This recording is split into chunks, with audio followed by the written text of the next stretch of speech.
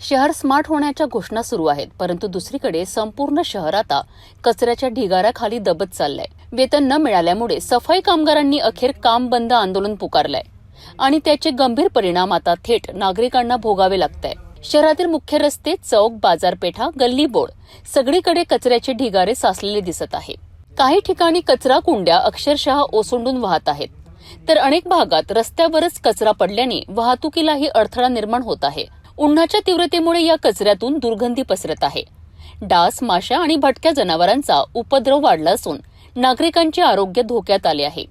विशेषतः लहान मुले, ज्येष्ठ नागरिक आणि आजारी व्यक्तींना संसर्गजन्य आजारांचा धोका वाढला असल्याची भीती व्यक्त केली जात आहे.